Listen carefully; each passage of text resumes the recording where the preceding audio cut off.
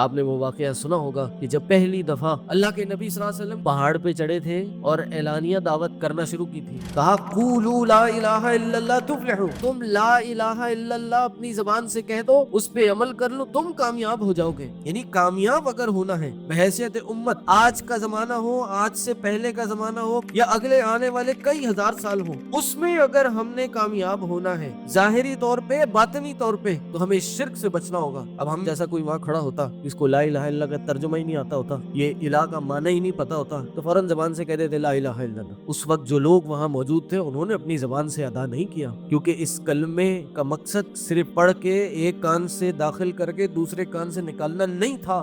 اگر یہ اپنی زبان سے ادا کر دیتے لا الہ الا اللہ، تو وہ جو پورا شرک کا بازار گرم کیا ہوا تھا، اپنے آباء و اجداد کے دین پہ چل رہے تھے، ان کو پتا تھا کہ ہمیں یہ چھوڑنا ہے۔ یہ صرف زبان سے کہنا نہیں ہے، ترجمہ ہی نہیں آتا لوگوں کو اس کا۔ لوگ کہتے ہیں جی لا الہ الا اللہ کا مطلب کیا ہے؟ اللہ ایک ہے، لیکن وہ عربی دان تھے، وہ سمجھتے تھے کہ الہ کا مقصد یہ ہے کہ ہم نے غیر اللہ کی نظر و نیاز نہیں کرنی، ہم نے ذبح لغیر اللہ نہیں کرنا، ہم نے کسی مخلوق میں تبرک کا عقیدہ نہیں رکھنا، اس سے نفع نقصان کا عقیدہ نہیں رکھنا، یہ جتنے بت لات منات عزا ہم نے بنائے ہوئے ان سب کو ہمیں چھوڑنا ہوگا۔ یہ سب ان کو سمجھ آ رہی تھی، اس بنا پہ انہوں نے وہ زبان سے وہ ادا نہیں کیا۔ نبی علیہ السلام نے فرمایا کہ تم کامیاب ہو جاؤ گے اگر تم نے یہ کہہ دیا، اور آگے کیا فرمایا؟ تملک العرب والعجم، عرب اور عجم کے مالک ہو جاؤ گے۔ اللہ اکبر۔ اور یہی ہوا، مسلمانوں نے توحید کو اپنایا، صحابہ نے توحید کی دعوت کو اس دنیا میں پھیلانا شروع کیا، اور چند سال کا عرصہ گزرا، حضرت عمر کے زمانے میں مسلمانوں کی جو حکومت تھی وہ 2/3 دنیا تک جا پہنچی تھی۔